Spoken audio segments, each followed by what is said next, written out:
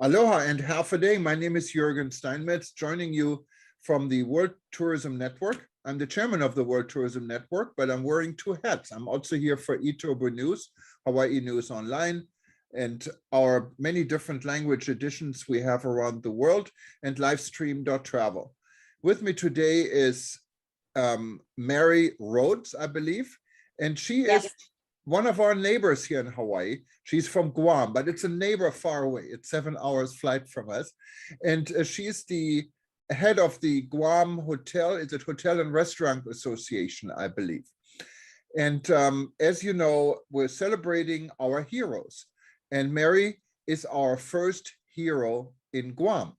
And we're going to ask her a little bit to tell us a little bit about Guam, about herself, and why we made her a tourism hero, and what her role is in Guam. For those that don't know where Guam is, it's actually an island in the Pacific. It's part of the United States. It's not a full state, but it's a territory.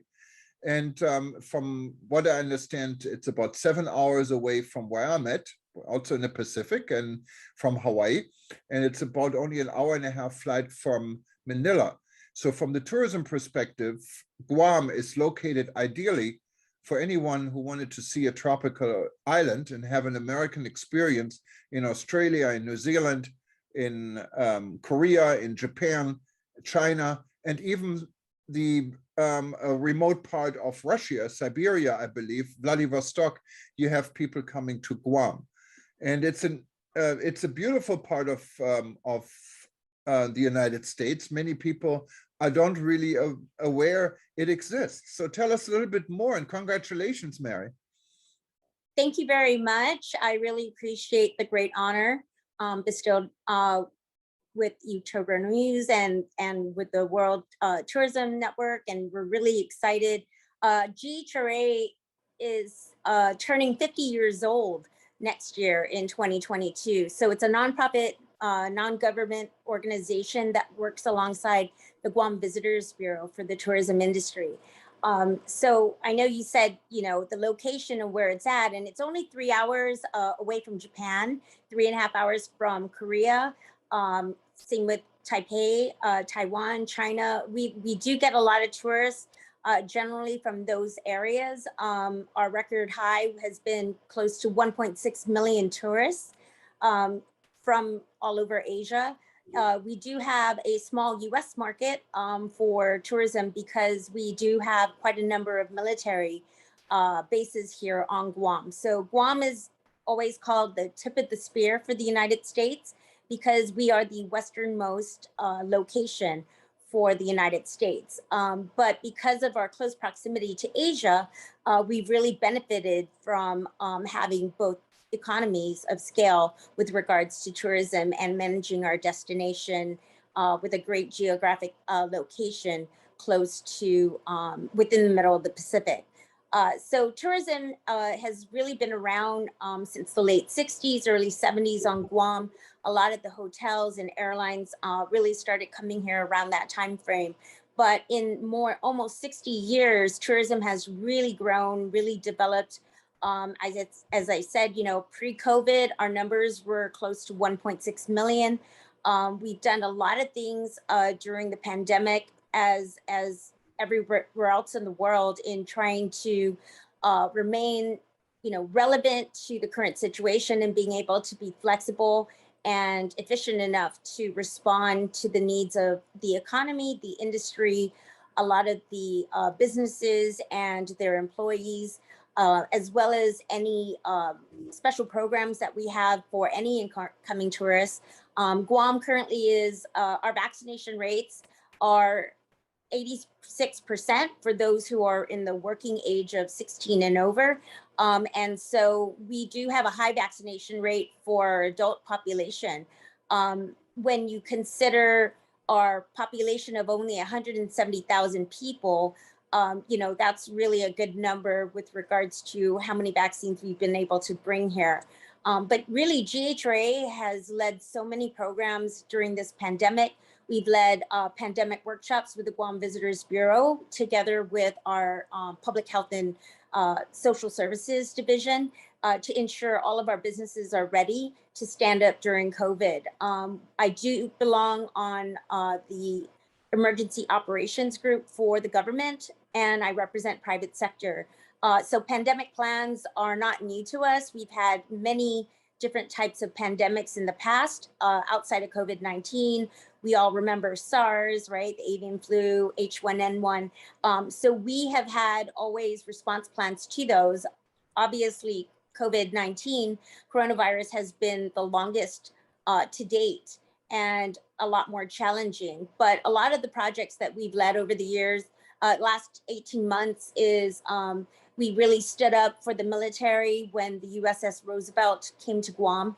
And it was the first model in which any large US ship, military or not, actually was able to deal with the coronavirus for the crew, and where they were able to safely disembark and stay on Guam during that period while people recovered, and they were also able to sanitize and disinfect the entire carrier. So the USS Roosevelt actually was such a significant project here on Guam, a huge effort from both military, government, federal government, local government efforts. And GHRA led that in that project.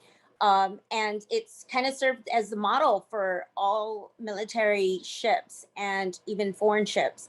And so we continue to see the US Roosevelt as well as other ships come to Guam. We've had major exercises here throughout the region in the Indo-Pacific region. And so we continue to have great partnerships with the military and with our federal and local partners. GHRA has also been a partner with the Guam, government of Guam, with the Public Health and Social Services Division with regards to rapid testing, outreach clinics, as well as vaccination clinics to get more people vaccinated, which is our goal was to vaccinate a lot of our employees with the industry and bring the testing outside of community testing at the workplace. And so we're going to be doing that for even rapid testing starting in 2 weeks, because vaccines are mandated for covered establishments in 2 weeks. And so there's a continuous set of responsibilities and outreach efforts and collaboration with the government, especially on how we need to offer solutions for our businesses and our employees to keep them safe as well as their guests. And this is definitely a big task. And Guam is a small place, but it's a very sophisticated place. And I think that's why you recently announced from the Guam Visitors Bureau that you have charter flights coming in and regular flights coming in from Taiwan and from Korea for people that wanted to get vaccinated because they cannot really find the vaccination readily available in their home country. How does this work? Well, we actually first targeted this towards any Americans who are expats working in any Asian country that needed to get vaccines, since the rollout was delayed as compared to where Guam was at or the United States. A lot of those key source markets have obviously picked up on their vaccination schedules, but the availability of who gets vaccinated first is always the challenge. So the Guam Visitors Bureau worked with public health as well as GHRA, our organization, to develop the AirBNB. So it's vaccine and vacation program. And so the AirBNB program, we work with public health with regards to getting the vaccines, and we work with a local clinic. They're called American Medical Clinic, and they handle all of the inoculations as well as all the health and safety protocols, and they provide the staffing. GHRA provides the administration portion, and we work with the tour agents to get them signed up prior to arrival, and then also take care of them while they're on Guam. So they actually test prior to arrival on Guam with a 72-hour PCR test. They also get tested upon arrival. Then as soon as they're negative upon arrival testing, then they're eligible to get the vaccine the next day. And then depending, we have 3 types of vaccinations available on Guam. We have the Johnson Janssen for the 1-day inoculation, and then we have the 2 series vaccines with Pfizer and Moderna. And so they have the option, they can go back to their home country immediately after the first dose, or they could stay and wait for the third dose, which would be a 21 to 28 week day period. So we have different programs, and we worked with all of our hotels, our transportation companies, as well as the clinic, to make sure that we created a safe bubble for all of our AirBNB tourists who are coming to Guam to get vaccinated. And so it's created long-term stay programs. It's helped increase revenues during a time where tourists are very limited in where they go with mobility, whether or not they're vaccinated. We also have launched a QR code. So it's a vaccine passport that with AirBNB, they can use it where they're going back home to country. And I know Japan just announced they're going to be moving to the vaccine passport as well. And so we have the documentation that's all digitized, and they can get hard copies as well as digital copies to take with them when they do return to their home country, or even plan to come back to Guam or any part of the US where they actually have their proof of vaccination. So all of those are included in the package. And I know that a lot of destinations have really been promoting vaccine tourism. And so it's really done well for us, especially in going into smaller markets where they've had, challenges in getting this out. So in addition to that, other than just tourists, like I said, we've opened it up to expats, Americans who are able to come back, US citizens able to come back to Guam and also get inoculated, so that they don't have to wait where they're home based at. And so, everything, while at the hotel, the packages are fully, equipped with their Wi-Fi packages so that they can work remotely on Guam. And then we actually have guidelines on what they cannot do while they're here as well. So they have to agree to that, as well as the agents. And so it's a very well managed program with the cooperation of the Public Health and Social Services Department together with GBB. I didn't understand one part. I just wanted to clarify it. You mentioned AirBNB. That means guests coming in for this type of program, they're not staying in hotels. They're staying in private residence. Oh, no, sorry. It's called AirBNB. So it's I'm sorry. I misunderstood that. Okay. Yeah. So it's vacations and vaccinations. So it's a twist, right, on the Airbnb. So GDB branded it as Air Vacations and Vaccination. Okay. So they stay in hotels. It generates business for the hotels. It keeps people at their job in hotels. And what is wonderful, because the tourism industry obviously is the most hardest hit area, and it also encourages workers to actually are able to continue their job, and so they don't go elsewhere. Because what we find in many destinations is that there are really not enough people who still work in the hospitality industry because they have been looking for other jobs. So this is definitely something what I think is quite commendable. So how's this working out? Is it still ongoing, or this program? Yeah, we've had several charter flights specifically from Taipei, Taiwan, as well as Korea. And so those programs have been going on since July. So we've been very, successful in having that launch. Now, recently, though, due to the Delta variant, we have gone through a bit of a change with regards to arrival process and dining. So the reasons why we were able to work with hotels is hotels were able to, agree to the guidelines in how to administer the AirBNB program within a hotel. So you had to, offer the services, and then Guam Visitors Bureau and GHRA had to work together to really approve and to vet out the process with the hotels. Now, what's challenging for us with the Delta variant is there's a recent government mandate where you have to be vaccinated in order to dine in. So with Airbnb, they obviously would have to take out or do takeaway or in-room service and not be able to dine in at all until the end of their full vaccination, meaning 14 days after being inoculated. So that has been a little bit of a challenge recently, because, you know, our protocol was to allow them within their first day of getting vaccinated. But so we're working through that. And I think this is only through the Delta surge that we're experiencing at this time. And then we hope that that will subside and we'll be able to restart the program, you know, confidently going out to other markets. I know Indonesia, Thailand, they've also shared some interest. So, but definitely for Korea and even for Taipei, it's been a great program.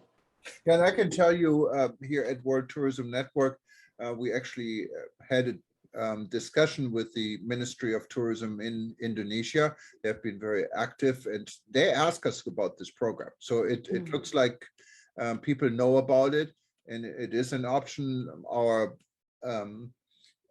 chairman for the World Tourism Network in Jakarta, Moody Astudi, said she would go. How can I get to Guam? So I think the countries where a vaccine is still low, and specifically among the expat community, and maybe not only Americans, because you took care of Americans already. I know, for instance, our chairman for the Malaysia chapter we have, he's German. And he's not vaccinated yet because Malaysia only wants to vaccinate their own citizens first. So I think you really have a market here, and it's quite interesting. But tell me, since we're talking about all of this, one of our bigger challenges here in Hawaii is probably the same challenge you face in Guam and people face in Florida and in many other markets in the US and also abroad, is the Delta virus and the spike. I cannot fully understand is with such a high rate of vaccination, you mentioned in the 80%, we in Hawaii, we say we're approaching 70%. Our numbers when a year ago, I remember in Hawaii, we closed everything down when we hit 100 new cases every day. It was, there was not one shop anymore open except for grocery stores. Restaurants were closed, hotels were closed. You can go to Kalakaua Avenue where you have thousands of people on the street every night and you can sleep in the middle of the road and you probably wouldn't be bothered. Now we have close to 1,000 cases a day and it appears business is as normal. The restaurants are open, the hotels are open, tourists are coming in record numbers. How do you explain this? I just don't get it. Yeah, I think that a lot of people, you know, of course, had pent up desire to go travel, and Hawaii has not, you know, Governor Ige was not, hasn't restricted those access points. What they did was really work on all of their pre-entry requirements, right? And so by uploading your vaccine card, you can also use mobile applications like Clear or Common Pass. It's very easy to apply for entry to go into Hawaii once you're vaccinated. I think that it's interesting that they haven't scaled back or restricted access because Guam has, and I know Saipan, a neighboring island to us, Commonwealth and Northern Mariana Islands, they also scaled back. They're actually doing quarantine again upon arrival for 5 days, regardless if you're vaccinated or not. And I think a lot of it is because the Delta variant, a lot of people haven't been approved for the booster, their third shot. And also the Delta variant is, although you could possibly get it regardless of being vaccinated, the symptoms are less, right? Less complex, and they're mild. But, you know, right now, of all our hospitalizations, I think we're about 50% vaccinated and 50% unvaccinated in the hospital. But those who are in the ICU are all unvaccinated. And I think that's the challenge, is the Delta variant is really, you know, the symptoms and the issues of getting COVID and being unvaccinated are much greater than if you were to be vaccinated. So I think that's one thing. And then the other thing is we need to, FDA and the CDC need to push out the boosters, I think, faster, because that's why probably immunity is probably starting to wane off on your initial vaccine. And so the booster probably needs to be implemented sooner than later because of the Delta variant. And then that's how you get more variants, right? And there are additional variants now, even further along past Delta. But I think between Hawaii, Guam, and the CNMI, our Northern Island friends, they've all reacted a little differently, but with still the same precautions in the fact that, because I know that Governor Ige did put the notice out to restrict travel to Hawaii. But I don't think the CDC has put an alert, right, to Hawaii. What is their current level right now? Well, I don't think, from what I understand, federal law doesn't allow this, to restrict, to just say you cannot go. The quarantine, it technically is still in effect. But if you can show a PCR test, and if you are vaccinated, you override the requirement of the quarantine. So from a tourism perspective, specifically for US domestic tourism, it's not restricted. But and if you really look at the numbers, and it may be true for Guam and Florida and some others as well, it's quite shocking, because if you're considering that you have a good percentage vaccinated, they really don't, for the most part, get sick on COVID. And these numbers are so high, just with the smaller percentage that is left and unvaccinated, that is scary.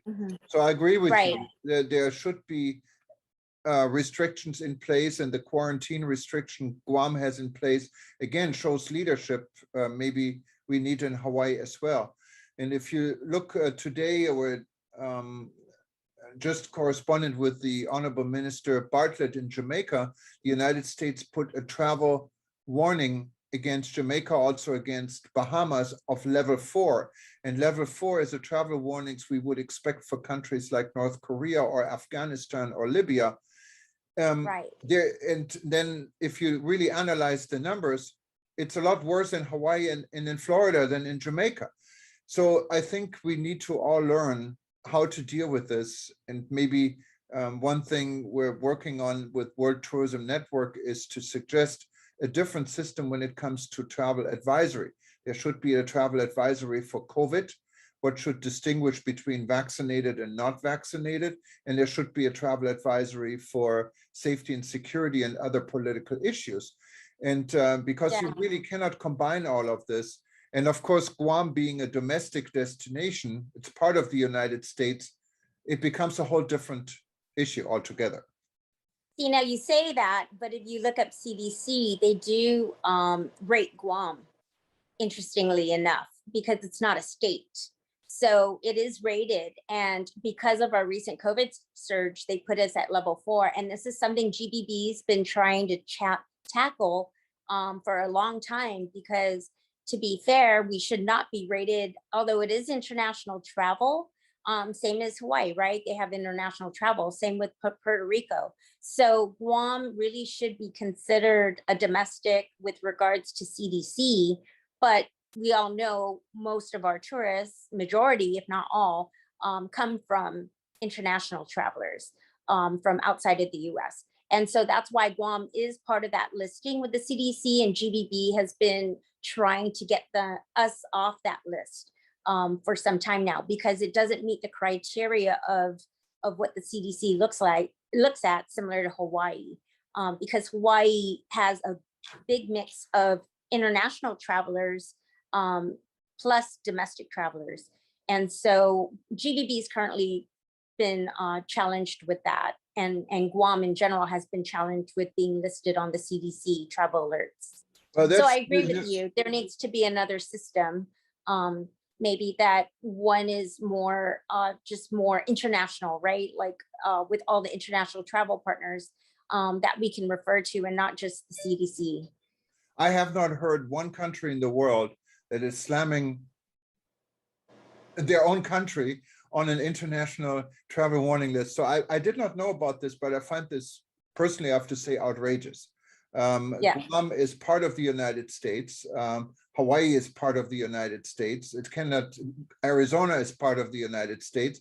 If there is a domestic rating system, yes, absolutely, we should Right. put this in place.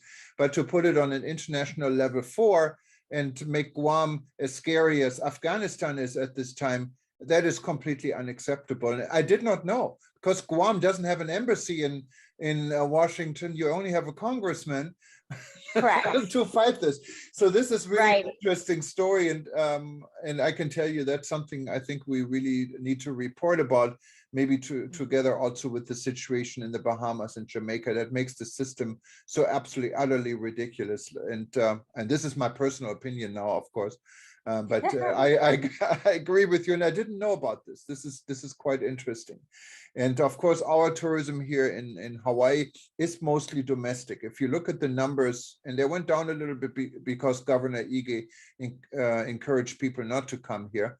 And but before he said this, our numbers were record arrivals. Even in the absence of most of the international travel, we had higher arrivals in the state from domestic new markets. We have nonstop flights now to Austin, Texas, to Orlando, Florida, all destinations we never even looked at from a tourism standpoint before. And this is all business, of course, that is lost in the Caribbean and in other parts of the world. So it's not a fair system. And but Guam definitely should have a different standing. I completely agree with you. And I'm sorry, we're talking about you being a tourism hero, and now everyone can see why you're a hero, because you really show this leadership, and you see the world from a global perspective. And I think this is so important these days, because everyone in the world is kind of in the same boat. We're all fighting it. We're fighting it with different ways, and the coordination is simply not there. We have not made a secret out of our, I would say, almost discussed with the World Tourism Organization, with UNWTO, how counterproductive that organization has been through this. We have praised the World Travel and Tourism Council many times about showing leadership. So all of us really need to work together. This is a global problem. It's a global issue. Pointing fingers at one and the other is not really resolving it, but coming with global solutions, vaccination passports that are actually accepted all over the world could be a very, very good step. But regardless, and you know, speaking of that, even the passport that we've been working on is actually even part of BCI, which is the other organization that has come together because there are so many iterations of vaccine passports, right? So we made sure that we looked at one that is part of BCI, so it would look at across the board throughout the nation as well as international acceptance. And that's very important. And you mentioned something some of our viewers and listeners and readers may not fully understand. You mentioned another region in close to Guam, and it's it's Saipan, and these are some other islands that are that have their own standing, but they're also part of the United States. And so there's Guam, and there is Saipan, and incorporated even into a different type of CMCI or CNMI. It's CNMI. the Commonwealth of Northern Mariana Islands. Northern Mariana. Yes. Right. The Marianas is made up of several islands. It's a chain. And so the CNMI is a Commonwealth under the United States now. It's been federalized for some time now. And Guam is technically a territory similar to Puerto Rico. And so CNMI is still part of the United States. They also have a congressman in DC. And so we have similar types of positioning with regards to federal funding, having a seat within the House, as well as you know, having a governor, and also there's just some variations, small variations between what a Commonwealth and a territory are. But definitely Guam has, you know, we do share a lot of ideas. We're very close with one another as far as proximity, especially being nearby, and similar to Hawaii. So Our markets are a little different though, of what each island has chosen to, promote to, as far as where their key source markets are, um, as far as, promoting yourself as a destination. But certainly Guam has a much higher total number as well as capacity, because we are a much larger island. But Guam definitely has been around for a long time, and definitely looking forward to when we can get through this pandemic period with coronavirus and continue to start revitalizing our destination and looking at sustainable and reliable ways to compete within our Southeast Asian markets. Yeah, and Guam, maybe tell us just a little bit about what is there to do in Guam. And when you travel to Guam, why would you be traveling to Guam? Well, again, all the islands have the same thing, right? Sun, sand, beach, lots of water sports, day activities, evening activities with nightlife. So we have a lot of similarities with any kind of island resort destination. But Guam really, what we boast is, it is a US destination. So we really promote a lot of safety in the fact that when you do fly to Guam, it is a safe destination. Crime is not high, but also it's very close to Korea, Japan, Taipei, much closer and even less expensive than if you were to travel further abroad into the US. And so considering that Hawaii and Guam are, it's 7 hours like one way, but with the trade winds, it's 8 the other way. And so it really adds a lot of time to sometimes only 3 to 5 day stays. And so Guam tends to get a lot of the short-term travelers coming from within the region. And just our proximity again within the Pacific Ocean, it's a lot closer to those areas. But other than that, I mean, Guam has a lot of cultural arts.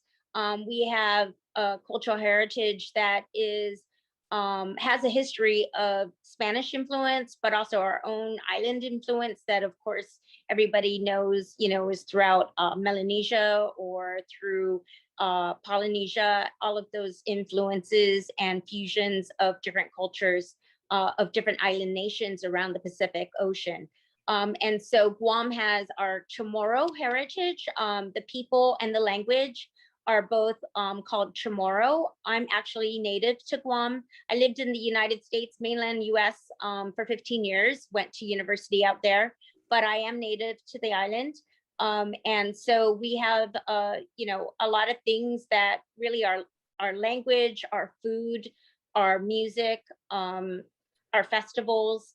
A lot of them are very different. So it's a unique identity within the Pacific Ocean, Pacific region that I think a lot of people value, and especially it being so close to where they are. So of course, again, like I said, we do have a lot of resorts. GHRA alone in our Hotel Restaurant Association, we have 28 hotels on the island. Total room capacity is well over 8,000. We have 2 new hotels coming up, new resorts, and that doesn't even count all of our motels and short-term stay hotels, as well as AirBNB. And then we have so many options for restaurants because we are a melting pot. Although Chamorro people are Asia Pacific Islander, we do have a lot of huge Filipino population here, more than 30%. Our Asian population made up of Japanese, Koreans and Chinese are over 15%. And so of course, a lot of military, like I said, again, military alone is about, I believe, over 17,000 out of the 170. So it is quite diverse. And so you can only imagine the great different restaurants that we have. And we have hundreds of restaurants on the island with all the optional tours. We have tons of optional tours for day and nighttime, water sports, entertainment. And then we do have a couple of malls, and transportation is fairly easy. We have a lot of trolleys similar to Hawaii, where they do provide transportation around the key areas and what you would consider, right? We have the gig economy with the shared service of ordering a car if you need it, as well as taxi service. So we also have bus transportation. So it's very easy to get around. The island is only 33 miles long. If you went around it, it only takes about 2.5 hours. And we do have northern, southern sites and tons of landmarks that are very World War II era, very important landmarks that were important for not just World War II, but our Spanish occupation, Japanese occupation, and US occupation. So we're very rich in history. Wow. Yeah, no, it's a place, and I've been to Guam a number of times. It's like you like a sister island of Hawaii. I mean, you even find the first Hawaiian bank and the Bank of Hawaii. It's very Yes. similar, and you can actually watch, at least when I was there, I watched Hawaii television besides others. So yes, there's a lot of similarities in Guam. The only thing I've always been quite surprised is you're very close to Asia. Flights from Asia, now we're talking about normal times, so it may be all changed. Right. But normal times are quite inexpensive. You can go to the Philippines, you can go to Australia, to Hong Kong. And I don't know if this is still the case. People from countries that usually need visas to the United States may not actually need a visa if they only to go to Guam, because there was a parole system in place. Correct. I don't know if this is still the case. I'm wondering, is this still the case? Okay. Yeah, Guam was the first, I believe, U.S. destination to have the parole system for Korea before it opened up. And I think it only opened up, I want to say, almost 10 years ago to the rest of the U.S., but Guam had that for a very long time under a parole program for a tourist visa. And then, or no, free visa. You don't have to apply for a tourist visa. And then we were trying to do that actually with Vladivostok in Russia, as well as trying to get that from China. That never went through for China. But there are special visas that if you are already approved anywhere from China, or it's other countries, or I'm sorry, other places like Hong Kong and Taipei, they definitely, if you have a visa already for the US for travel, for business or pleasure, you can have that up to 1 year. And so anyone can use their same visa to travel to a US destination like Guam or Hawaii as well. And so Saipan actually does have special parole programs like with China. And so they're very different than Guam, because they have also other types of visas that are allowable there, like a contract worker visa. So Saipan, the CNMI, is a little different in that with Guam and their visa status. But Guam still follows Region 9 out of the US. And so we've had some exceptions in the past. But right now we don't currently have any exceptions outside of what the mainland US have now. Yeah, and that's possible, of course, because when you leave Guam, even if you fly to like Hawaii, you need to show your passport, or at least a driver's license. You have to show that you're a US citizen or you're legally in the United States. So it's not completely domestic, it's kind of in between.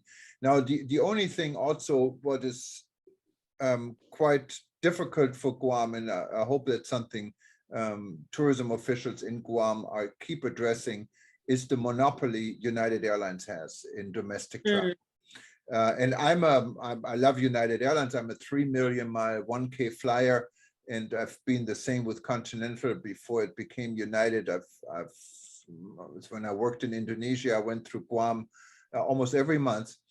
And and it's still like it, because if you go, for instance, from the US mainland, or you go from Hawaii to destinations that are beyond Guam, it's quite inexpensive. You can go on United. Like I remember I went to the Philippines through Guam, but you couldn't stop in Guam, and it was like a $399 round trip special. It was incredibly cheap.